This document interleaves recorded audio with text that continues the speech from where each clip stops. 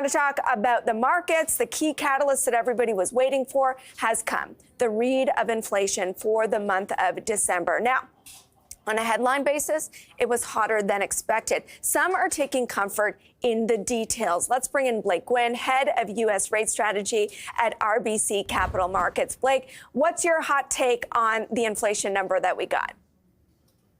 Well, I would actually zoom out from the details. I think, I take a step back and look at the overall trend in not just inflation data, but the labor data, and what we're seeing across the economy. I think has mostly been consistent with a soft landing coming up. So inflation is continuing to cool. We're getting, softening. We're getting some relaxation of the tightness that we've seen in labor markets, but we're not yet seeing that spill over into job losses or a significant rise in the unemployment rate. So I think this is all relatively good from the Fed's perspective. I mean, I think we can kind of dissect, each little piece of today's print. But when I zoom back and just look at what the data's been doing over the last few months, I think it's all basically good news for the Fed. Does that mean that a rate cut in March is still a possibility? Because that's still roughly, kind of a 68% chance that that's what happens. Yeah, I think it's a possibility. I think I put those odds probably quite a bit lower than the markets do. We've long felt that the Fed was going to start cutting rates around the middle of this year, and they were going to start cutting rates when inflation was still a bit above target. And the reason they were going to do that is because the balance of risks were starting to normalize. So we were going from a period where the Fed was entirely concerned about upside inflation risk to a period where, they have to be about equally concerned about upside inflation risk as they do downside kind of labor risks.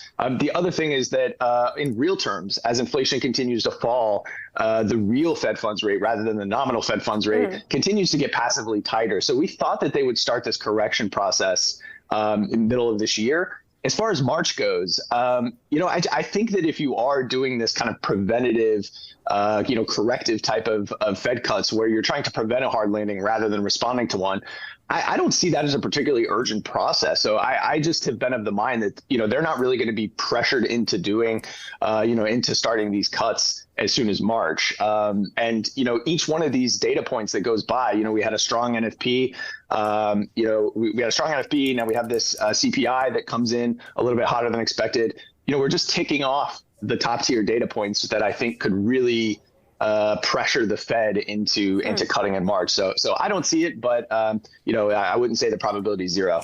So what about in terms of the number of rate cuts? Where are you on that? Because the market is pricing in some, more than 100 basis points of cuts. Yeah, we're actually in line with that. So we do think that they start in June, and then that is a relatively steady process to get the Fed funds rate back down to something closer to what we would think is neutral. So that basically 25 basis points a meeting into 2025, that equates to about 125 basis points by the end of the year. And that's pretty well in line with what markets are pricing right now. It's just the starting point that I think we're a little bit, we differ a little bit from markets.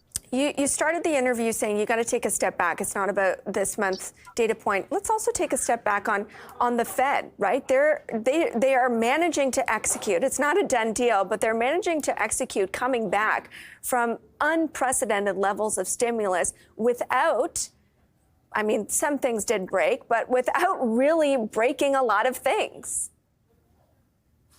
Yeah, and I think, that's partially why we don't see that March cut. I just don't think there's something urgently pressing the Fed into starting this cutting cycle. And I think if you look at a lot of the Fed speak that we've gotten since the December FOMC meeting, you remember the December FOMC meeting was this kind of pivot point where a lot of people started thinking about near-term cuts and kind of pulling forward those cut expectations. But I think, Powell at that meeting and a lot of the Fed speak we've heard since, I think what they're signaling, and the way I interpret it, is that they are starting to think about, those risks coming into better balance and when that might, argue for them delivering some of these preventative cuts. But what I don't see is a great sense of urgency. I don't think they're deliberately trying to tee up a March cut or get pricing, get markets ready for that March cut. I just don't see any signs of that in the Fed speak. So I think they're pretty comfortable with where we're at right now.